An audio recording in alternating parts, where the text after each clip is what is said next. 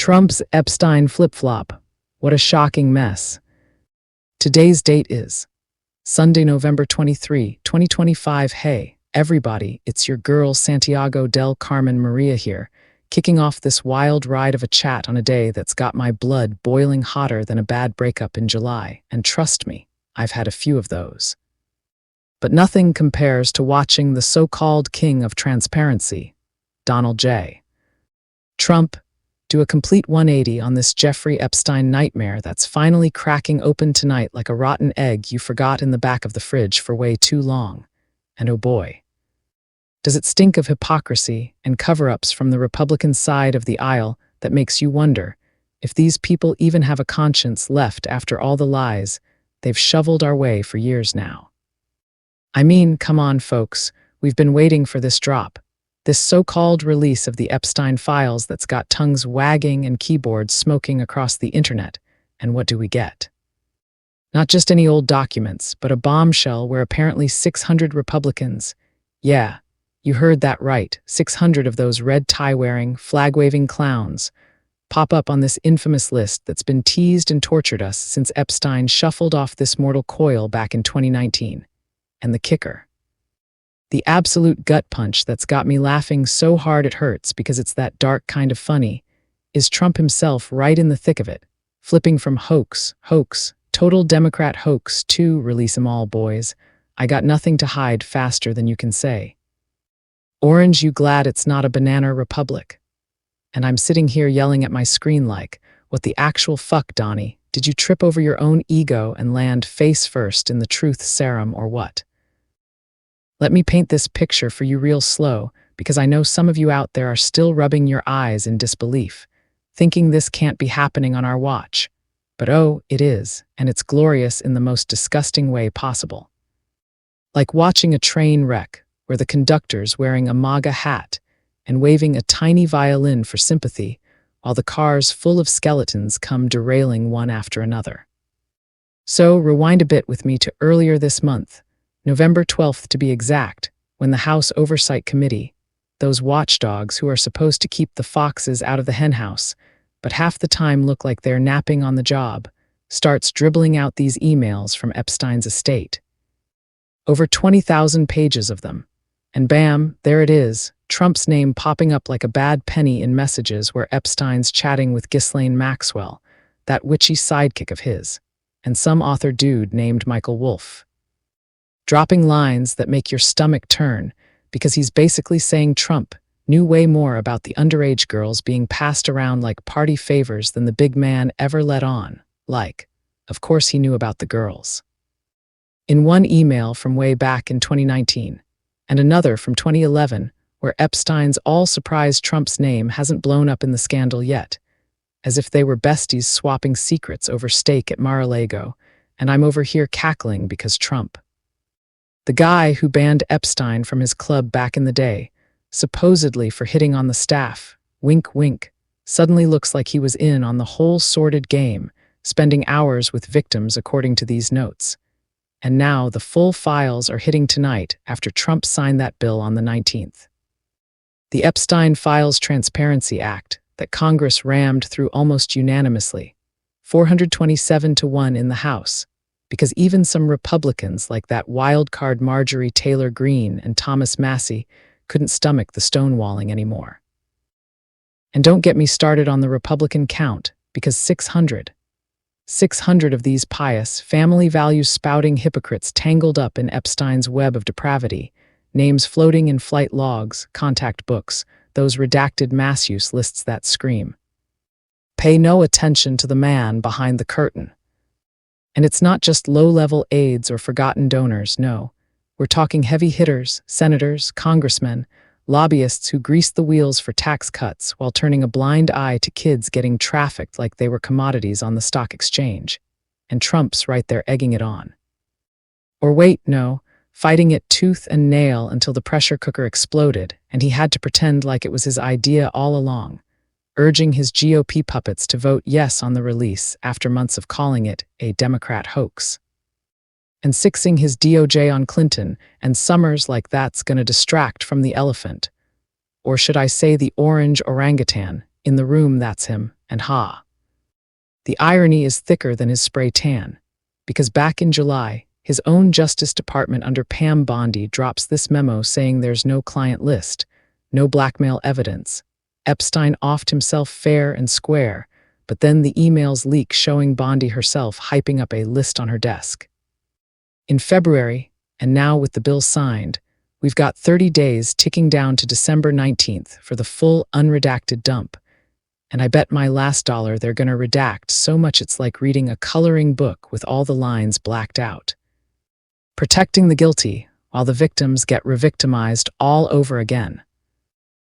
You know what gets me the most, though? In this circus of corruption that's got even his staunchest allies like Joe Rogan calling bullshit and podcasters accusing the administration of gaslighting us like we're toddlers who can't remember where we left our sippy cups. It's how Trump campaigned on this, promising to unleash the files if re-elected, floating it like red meat to his base in 2024, only to slam the brakes once he's back in the Oval, labeling it boring stuff. And a waste of time while his crew drags their feet, subpoena responses turning into snail-paced dribbles of 30,000 pages in September, another 20,000 last week, all while survivors like Danielle Bensky and Maria Farmer are out there hugging it out on Capitol Hill. Begging for justice because these monsters didn't just ruin lives, they built empires on the broken backs of girls who trusted the wrong adults in power, and now 600 Republicans exposed. That's not a glitch. That's the whole goddamn system glitching. A party so rotten to the core that even when they vote for transparency, they sneak in loopholes for ongoing investigations that could shield their own asses indefinitely. And Trump's U-turn on November 16th. After bullying his House allies like Lauren Boebert into line only to watch them flip him the bird and sign the discharge petition anyway. It's pathetic. It's spineless. It's the kind of careless betrayal that makes you want to scream from the rooftops. Wake up, America. This ain't leadership. This is a liability in a suit. I mean, picture this for a second, because I can't stop replaying it in my head like a bad horror flick where the villain's reflection is everywhere you look. Trump, the straight shooter he claims to be, what a joke, sitting in the Situation Room not long ago, twisting arms to kill the vote. Calling reporters terrible people for even asking, while his approval on this tanks to 20% overall, 44% from his own damn party, according to that Reuters poll, because even the MAGA diehards are side-eyeing him now, whispering that the fix is in, that this release is going to be a whitewash with names blurred for national security. Or whatever bullshit excuse they cook up next.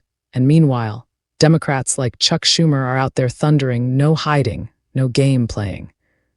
Pushing for the full unredacted truth, because at least on this, we've got some spine left, unlike the GOP that's hemorrhaging credibility faster than a punctured balloon at a kid's party. And Trump. He's deflecting like a pro wrestler dodging a chair shot, ordering probes into Bill Clinton and Larry Summers and JP Morgan as if that's gonna make his own tangled ties vanish. But those emails don't lie. Folks, they paint a picture of a guy who partied with pedophiles, flew on the Lolita Express maybe not as much as some but enough to raise eyebrows, and now with 600 of his party brethren outed. It's like the emperor's not just naked, he's covered in slime and pretending it's sunscreen. Laugh with me here, because if we don't laugh, we'll cry. Trump telling House Republicans on the 17th to vote yes because we have nothing to hide. After literally trying to bury it for months, and Speaker Mike Johnson mumbling about victim privacy like that's the real issue when the real crime is how long they've let this fester, how they've prioritized power plays over protecting the innocent, and I'm yelling, yes, protect the victims. But don't use them as human shields for your sleazy secrets, you cowards. It's bold of me to say, I know, careless even, but fuck it, someone has to, because in this upside-down world where the guy who grabbed him by the pussy gets to play moral arbiter, we've got to call it like it is, raw and unfiltered. No sugarcoating the rot that's infected the Republican soul from the top down. These files dropping tonight. They're not just paper, they're a reckoning, a spotlight on the shadows where deals were made and innocence was sold, And if 600 Republicans are sweating bullets right now, good, let him squirm, let him face the music they tuned out for decades, because justice delayed is justice denied, and honey. The delay is over, the beat's dropping, and it's gonna hit hard. Phew, I could rant all night on this, and maybe I will in the comments if you hit me up. But seriously, the sarcasm drips from every line of this story like venom from a snake that's been playing possum too long, and Trump's "I don't care" post on Truth Social. Please, that's code for "I'm scared shitless," and his base knows it, even if they're loath to admit, because deep down we all see the pattern, the lies, the flips, the blame game that keeps the big fish swimming free while the little ones get fried. So here's to tonight's release, messy and incomplete as it might be, but at least it's a start, a crack in the facade that shows the ugly underbelly of power in this country. And if it takes down a few more dominoes in the GOP house of cards, hell yes, pass the popcorn. Because I'm here for the show, fearless and fed up, ready to keep spilling the tea until the pot's empty. Trump's death wish disaster. GOP finally snaps. Republicans twitching like they've sat on a cactus made of their own hypocrisy. And I swear to whatever's left of decency in Washington, when I saw that clip of Trump ranting about executing lawmakers like it's casual Friday at the firing squad, I nearly spit out my coffee yelling. What the ever-loving fuck is this clown show become? Because here we are, not even a year into his second shitstorm of a term, and the man's own party is starting to whisper impeachable. Behind closed doors like they're finally waking up from a coma induced by too many red hats and bad takes. And oh, it's delicious. It's chaotic. It's the kind of family feud that makes Thanksgiving look like a hug fest. With Trump caught red-handed threatening death penalties for Democrats who dare remind the military that illegal orders are for suckers, not soldiers. And now even his so-called allies are peeking over their shoulders, wondering if riding this tiger is going to get them mauled before the midterms hit. I mean, come on, folks, picture this moron at some rally or presser. Doesn't even matter anymore. He spews this garbage on the daily, growling that members of Congress who tell troops to disobey unconstitutional commands should face the death penalty. Like he's auditioning for a villain role in a bad spy thriller, but forgot the script calls for subtlety. And I'm over here laughing so hard my sides ache, because the irony is thicker than his denial about the 2020 election. A guy who stormed the Capitol with his mob now playing judge, jury, and executioner over words that are basically Civics 101, and the best part, the absolute chef's kiss of karma, is that Republicans who spent years screeching about Biden's threats, being impeachable, are now staring at their emperor's naked ass, realizing he's not just embarrassing, he's endangering the whole damn republic. Let me break it down for you real quick, because this isn't some dry history lesson. Nah, this is gossip gold, the kind you whisper to your bestie over wine while plotting the downfall of a mutual frenemy. And it all blew up just yesterday, November 22nd. When that video dropped like a grenade in a foxhole, showing Dems like Hakeem Jeffries and Jamie Raskin in a briefing, straight-up educating service members that, yeah, you gotta follow the Constitution over any orange-tinted tweet storm ordering you to round up immigrants or bomb a hospital for shits and giggles, and Trump's response. Not a measured "let's discuss this." Oh no, it's full-throated "these traitors deserve the ultimate punishment." Punishable by death, he said, his jowls flapping like flags in a hurricane of his own hot air, and I kid you not. Raskin's out there on CNN calling it exactly what it is, an impeachable offense so blatant it makes the Ukraine quid pro quo look like a parking ticket, yelling that no president gets to threaten lawmakers with execution just for upholding the oath they all swore. The one Trump treats like toilet paper after a bad taco night. And here's where it gets juicy, where the GOP betrayal creeps in like a bad ex sliding into your DMs at 2 a.m., because even as the MAGA echo chamber tries to spin it as tough talk, you've got Republican senators, yes, those turtle-shelled wonders like Lindsey Graham and Mitch McConnell's ghost, leaking that they're deeply concerned. In private calls, One insider spilling to Politico that the caucus is fracturing faster than a cheap vase under a drunk uncle's elbow, with whispers of "this crosses a line" echoing through the cloakroom because they know, deep in their golf-tanned guts, that defending death threats against colleagues ain't the hill to die on, not when polls are already showing independents bolting like rats from a sinking golf resort. Ha! Can you imagine the texts flying in the group chat for the House GOP, the ones who voted lockstep to acquit this fool twice before, now scrolling through their phones with sweaty palms, 1 minute defending him on Fox, the next muttering to aides that maybe, just maybe, this is the bridge too far. The offense that sticks because it's not abstract like emoluments or January 6th. It's personal. It's, hey, that could be me next if I vote the wrong way on his next insane EO.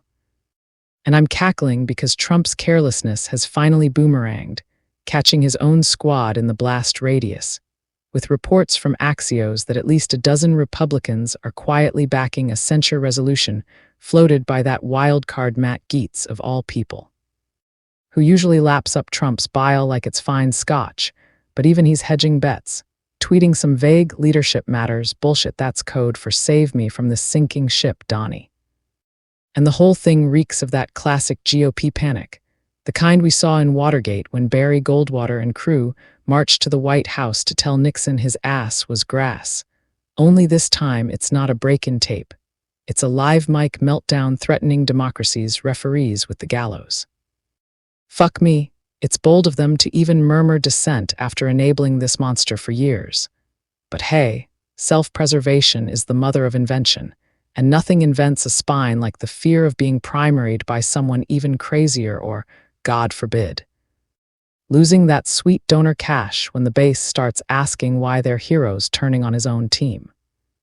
You know what pisses me off the most in this circus, though, and trust me, I've got a list longer than Trump's rap sheet of grudges, is how this ties right back to the pattern of abuse that's defined his every gasping breath in power.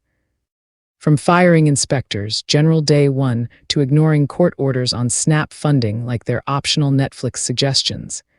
And now this, escalating from petty defiance to outright calls for capital punishment against political rivals. All while his DOJ under that hack Pam Bondi slow walks any accountability, claiming free speech like that's a get-out-of-jail-free card for incitement. But Raskin nailed it on the head, screaming that the First Amendment doesn't shield a president from abusing his oath to preserve, protect, and defend the Constitution by turning it into a hit list. And I'm yelling along with him because this isn't hyperbole. This is high crime in neon lights, the kind that Article Roman II screams about, and even free speech for people is out there with their 17-article impeachment playbook. Tallying this as number 18 or whatever, because Trump's racked up so many it's like he's collecting them for a scrapbook titled How to Ruin a Country in 365 Days. And the Republican catch. It's not some heroic stand, don't get it twisted. It's opportunistic ass-covering, with Speaker Johnson fumbling a response that sounds like a hostage reading a script. Strong words from the president, but unity is key, which translates to please don't make me choose between my job and my soul. While over in the Senate, Susan Collins is doing her patented wide-eyed gasp, and Chuck fucking Grassley, is mumbling about consequences in a hearing, like the party's elder statesman suddenly remembers what oversight means after decades of napping through it. Laugh with me, people, because if we don't, the rage will swallow us whole. This is the guy who promised to drain the swamp, but instead turned it into a toxic waste dump where threats of assassination are just locker room talk. For presidents, and now his own party, those enablers who cheered the shutdown threats and the Iran bombings without a vote, are peeking at the exit signs because the heat's on them too, with polls from Reuters showing Trump's approval cratering to 38% overall. 62% among Republicans, but dipping under 50% with college-educated whites who actually read the Constitution instead of burning it for warmth at rallies.